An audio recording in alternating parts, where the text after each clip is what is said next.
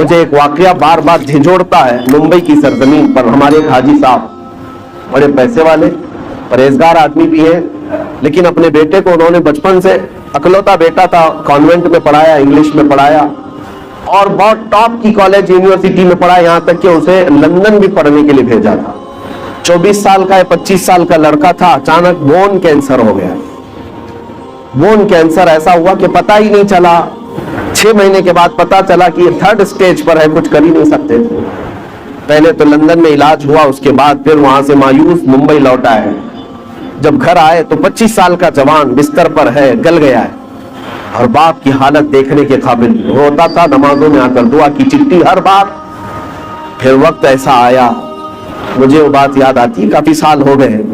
اس نوجوان لڑکے نے اپنے باپ کو ایک دن بلایا، کہا ابا جان میری اسکول کی سرٹیفکیٹ، شیلڈ، مارک شیٹ یا جو مجھے انعامات ملے تھے وہ کہاں ہیں؟ کہا باپ نے بیٹا سب سنبھال رکھا ہوں، الماری میں سب ہے. سب ہے؟ کہا میں دیکھنا چاہتا ہوں. اس کی 7ویں کی، 10ویں کی، 12ویں کی اور جو اس نے مسابقے، جو کمپٹیشن میں شیلڈ لیے تھے وہ سب رکھی ہوئی تھی. باپ لا کر کے دیتا ہے، یہ تیری 10ویں کی ہے، یہ 12ویں کی ہے، یہ کالج کی ہے، یہ تو لندن میں جو پڑھا اس کی ہے، فلاں کورس کی ہے.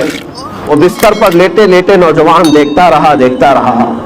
حسرت سے اپنے باپ کو پوچھتا ہے وہ ساری سرٹیفکیٹ دکھا کر، ابا جان مجھے بتاؤ ان ساری سرٹیفکیٹ میں کون سی ایسی سرٹیفکیٹ ہے جو میں منکر نکیر کو بتا دوں تو مجھے چھوڑ دیں؟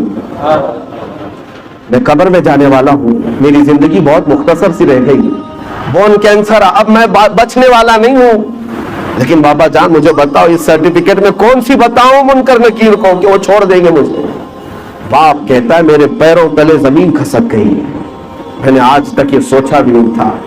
میں نے اپنے بچے کو قرآن اور حدیث کی تعلیم تو نہیں دی تھی، مختصر قرآن تو پڑھایا تھا، لیکن کوئی سورہ بھی اسے یاد نہیں تھی. اس لیے کہ اسکول کالج ٹیوشن اور لندن اسی میں رہ گیا پیسے خرچہ کرتے کرتے. اور آج دنیا سے میرا بیٹا 24 سال کی عمر میں جا رہا ہے، اسے کوئی سورہ یاد نہیں ہے. اور اس لڑکے نے وہ میسج دیا تھا، بابا جان یہ میسج پہنچا دینا مولانا صاحب کو کہ اللہ نے اگر کسی کو بیٹا دیا ہے تو صرف دنیا میں ایسا اسے گھوڑا نہ بنائے، ایسا گھوڑا نہ بنائے ریسنگ کا گھوڑا کہ صرف دوڑتا رہ گیا، اسے خبر ہی نہیں ہے اس کی آخرت کا کیا ہونا ہے. کم سے کم ہر باپ اتنا تو اپنے بیٹے کو دے دے کہ وہ قبر میں میرے مصطفیٰ کو منہ دکھانے کے قابل تو ہو جائے. نبی پاک صلی اللہ تعالی علیہ وسلم قبر میں تشریف لائیں اور پوچھیں کہ میرے لیے کیا لایا ہے تو تمہارا چہرہ کھل تو جائے کہ یا رسول اللہ میں آپ کا ہوں، آپ کے لیے دنیا چھوڑ آیا ہوں. لیکن ہماری اتنی حیثیت نہیں کہ جا کر کے کہہ دیں. آج تو حالات ایسے ہیں کہ کل میں پوچھتا ہوں، قیامت کے دن ہم سے سوال ہوگا، آپ سے سوال ہوگا. اے نوجوانوں، اللہ تبارک و تعالیٰ اگر جوانی کے بارے میں تم سے یہ سوال کرے کہ تیری 25 سالہ زندگی تھی، جب تو 20 سے 25 سال کا تھا، 25 سے 30 سال کا تھا، تیرے پاس طاقت تھی، قوت تھی، تو جوان تھا، اس وقت تو کیا کر رہا تھا؟ رب تبارک و تعالیٰ کے ہاں ہر دن کا سوال ہونے والا ہے. اتنی بات یاد رکھو. حدیث میں ہے میرے آقا صلی اللہ علیہ وسلم فرماتے ہیں اس وقت تک میدان محشر سے کوئی ہٹ نہیں سکتا جب تک اپنی جوانی کا حساب پورا نہیں دے گا. دینا ہوگا. تم سے اگر یہ پوچھا جائے، رب تعالیٰ اگر یہ پوچھ لے جب میرے نبی کی شان میں گندی گالیاں دی جا رہی تھی، اے جوان تو کیا کر رہا تھا؟ کیا تم یہی جواب دو گے کہ رات بھر میں گیم کھیل رہا تھا؟ اے اللہ تیرے نبی کو جب گالیاں دی جا رہی تھی، توہین کی جا رہی تھی، تو میں تو کرکٹ کھیل رہا تھا، فٹ بال کھیل رہا تھا، جیم پہ جا رہا تھا، دعوتیں اڑا رہا تھا، برتھ ڈے منا رہا تھا. یہی جواب دو گے؟ ہمارے پاس ہے کیا چیز؟ اے میرے عزیزوں، میرے نبی کی امت ہو آپ، ہونا تو یہ چاہیے کہ حضور کی شان میں توہین سن کر کے ہر کھانا پھیکا لگنے لگ جائے، نیند اور چین اور سکون غارت ہو جائے کہ جب ہمارے مصطفیٰ کریم کی عزت سلامت نہیں ہے تو پھر میری عزت کی کیا بات کی جائے. بہرحال آج احساس میں دلانے آپ کے سامنے کھڑا ہوں. اب فیصلہ آپ کے ہاتھ میں ہے. ایک چیز میں بتا کر کے رخصت ہو جاتا ہوں. جنازہ اٹھے گا اپنا، ہمارے گھر سے نکلے گا، کس میدان سے نکلے گا پتہ نہیں ہمیں، لیکن اتنی بات معلوم ہے کہ قبرستان جانے سے پہلے جنازہ یہ سب کے ساتھ ہوگا، سب کے ساتھ ہوگا. ابھی قبرستان پہنچا نہیں ہوتا کہ پوری قبر کے مردے کھڑے ہو جاتے ہیں.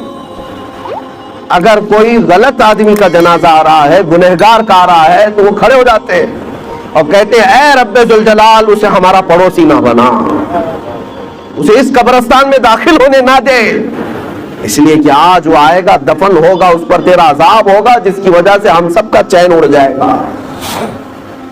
مردے کھڑے ہو کر کے پناہ مانگتے ہیں اللہ کی بارگاہ میں کہ ایسا منحوس شخص اس قبرستان میں نہ آنے پائے۔ لیکن ایک موت ایسی بھی ہے کہ میرے مصطفیٰ کو راضی کر کے دنیا سے گیا، خواہشات کو ٹھوکر مار کر کے گیا، اپنی نمازیں، سجدے اور ذکر و اذکار لے کر کے گیا، تب بھی قبرستان کے مردے کھڑے ہوتے ہیں اور عرض کرتے مولا جو جنازہ آ رہا ہے اسے ہماری قبر کے بغل میں دفن ہونے کی اجازت ہے، اس لیے کہ آج سے تو اس پر اپنی رحمت کے دروازے کھولے گا، ان بارشوں کی چھینٹیں ہماری قبروں پر بھی پڑیں گی۔ فیصلہ تمہارے ہاتھ میں ہے، کس جنازے میں لیٹ کر جانا چاہتے ہو، فیصلہ تمہارے ہاتھ میں ہے کہ لوگ تمہارا استقبال کریں یا تم سے پناہ مانگیں۔ اور اتنی بات نہیں، اس مسجد میں آج نماز پڑھنے آئے، سجدہ کر کے جاؤ گے، بتایا آپ کو، یہ بھی روایت میں ملتا ہے کہ جس دن تمہارا انتقال ہوگا مسجد کا وہ ٹکڑا تمہاری جدائی میں رونے لگ جائے گا، جہاں تم سجدہ کرتے تھے اللہ کی بارگاہ میں روتا ہے کہ مولا کیا وہ بندہ چلا گیا جس کے سجدوں سے مجھے سکون تھا، آسمان کا وہ دروازہ جس سے تمہارا رزق اترتا تھا، وہ دروازہ تمہاری جدائی کے غم میں روتا ہے کہ مولا وہ بندہ چلا گیا جو تیرا ذکر کرتا تھا۔ لیکن ایک بات یہ بھی یاد رکھو، جنہوں نے گناہوں سے اس زمین کو لال کر دیا ہے، اپنی نافرمانی سے دھبے بٹھا دیے ہیں زمین پر، کبھی نشہ کے ذریعے سے، کبھی زنا کے ذریعے سے، کبھی چوری کے ذریعے سے، اپنی خواہشات سے اس زمین کو رنگیلا کر دیا، جس دن اس کی موت ہونے والی ہے زمین کے وہ سارے حصے اللہ کی بارگاہ میں کہتے مولا تیرا شکر ہے، اس بوجھ کو تو نے ہم سے دور کر دیا، اس بوجھ کو تو نے ہم سے ہٹا لیا، تیرا شکر ہے۔ یہاں تک کہ زمین پھر پکار کر کہتی مولا اسے تو میرے سینے میں دے دے، میں اس کے سارے غرور کو ایسا توڑوں گی کہ ایک رات میں اسے یاد آ جائے۔ قبر جب دباتی ہے، میرے آقا فرماتے ہیں ان وغطۃ القبر حق، حضور فرماتے ہیں قبر کا جھٹکا دینا حق ہے، کسی سے نہیں چھوڑے گی، اور تمہیں بتائے گی کہ تم جس طرح سے اکڑ کر چلتے تھے تمہاری اصل حقیقت کیا ہے۔ اے میرے عزیزوں، آخرت کو یاد کرو، اپنے آخری سفر کو یاد کرو، اور اسی میں تم اصلاح بھی پاؤ گے۔ بڑی بڑی تقریریں سن لینا، ہو سکتا ہے اثر نہ ہو۔ میرے آقا نے فرمایا دو چیزیں میں تمہارے درمیان نصیحت کرنے والی چھوڑ جا رہا ہوں، اگر یہ دو چیزوں سے نہیں سدھر سکے تو پھر تیسری کوئی چیز سدھار بھی نہیں پائے گا۔ وہ دو چیزیں کیا ہیں؟ میرے آقا فرماتے ہیں قرآن تمہارے درمیان نصیحت کرتا رہے گا، اور ایک موت تمہیں سمجھاتی رہے گی، تمہارے عزیزوں کی موت، تمہارے رشتہ داروں کی موت، تمہارے دوستوں کی موت، تمہارے ماں باپ بھائی بہنوں کی موت تمہیں بار بار سمجھاتی رہے گی ہم جا رہے ہیں، پیچھے تجھے بھی آنا ہے، جتنی جلدی ہو سکے توبہ کر لے۔ عزیزان گرامی وقار، آخری میری یہ بات ہے، مولانا روم ایک بات فرماتے ہیں، ایک آدمی نے طوطا پال رکھا تھا، طوطا پالا تھا، اور وہ طوطے کو اس نے لا الہ الا اللہ سکھایا تھا۔ کچھ طوطے بولنے والے بھی ہوتے ہیں، بولنے والا طوطا تھا، اس کو لا الہ الا اللہ سکھایا تھا۔ وہ طوطا بڑی صاف انداز میں لا الہ الا اللہ لا الہ الا اللہ دن بھر کہتا رہتا تھا۔ ایک دن پنجرے سے باہر نکلا طوطا، گھر میں ایک بڑا بلہ آیا اور بلے نے جھپٹا مارا، اس کی گردن کو پکڑ لیا، اور جیسے ہی جھپٹا مارا طوطا ٹائیں ٹائیں ٹائیں ٹائیں کرنے لگ گیا، دم زدن میں بلے نے اس کو پھاڑ کر رکھ دیا، مر بھی گیا طوطا۔ اب پالا ہوا طوطا تھا، مر گیا، ٹائیں ٹائیں ٹائیں ٹائیں کرتا گیا۔ اب وہ طوطے کا مالک دیکھ کر کے حیرت میں آ گیا، ایک تو طوطے کے مرنے کا غم تھا، لیکن اس سے زیادہ اس کی ہچکیاں بلند ہو گئی۔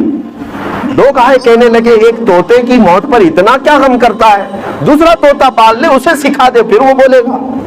اس نے کہا طوطے کی موت اور طوطے کا پالنا یہ اہم بات نہیں، توجہ چاہتا ہوں۔ وہ کہتا ہے میں نے اس کو لا الہ الا اللہ سکھایا تھا، بولتا تو تھا لا الہ الا اللہ، لیکن جب بلے نے پنجہ مارا اس پر تو اس وقت میں نے دیکھا طوطا اپنی اصلی آواز نکالنے لگا، ٹائیں ٹائیں ٹائیں ٹائیں۔ کاش جس وقت طوطے کو بلے نے پکڑا تھا اس وقت وہ لا الہ الا اللہ بول رہا ہوتا، جب وہ ختم ہی ہو چکا تھا۔ اب وہ شخص کہتا ہے مجھے اس طوطے کی موت کو دیکھ کر ڈر آنے لگ گیا۔ ہم تو زندگی بھر کہتے ہیں، لیکن ملک الموت جس وقت پنجہ مارے روح نکالنے کے لیے، کہیں ایسا نہ ہو کہ لا الہ الا اللہ بھول کر کوئی اور آواز نکلنے لگ جائے. یہ ہوتا بھی ہے. کئی لوگوں کی زبان سے کفریہ جملے نکل جاتے ہیں, کئی لوگوں سے گندی گالیاں نکل جاتی ہیں موت کے وقت فرشتے کو دیکھتے ہی, اسی لیے ان کی موت برے انجام کے ساتھ ہوتی ہے. اللہ تبارک و تعالیٰ اچھی موت عطا فرمائے. من کان آخر کلامہ لا الہ الا اللہ دخل الجنہ. میرے آقا نے فرمایا جس کا آخری کلمہ لا الہ الا اللہ ہوا, اللہ تعالیٰ اسے جنت میں داخل فرمائے. زندگی وصول ہو جائے گی. میرے عزیزوں, صرف میں نوجوانوں سے اتنا کہوں گا, بقیہ جو تمہارے پاس ٹائم ہے, لیمیٹڈ پیریڈ ہے, آؤ میرے نبی کو راضی کرنے پر چلتے ہیں. آؤ میرے آقا کو پکار کر کہتے ہیں یا رسول اللہ, میں نے دنیا کے پیچھے بہت دوڑا دیا, دنیا کے اقتداء کرنے میں نے سب کچھ بدل لیا.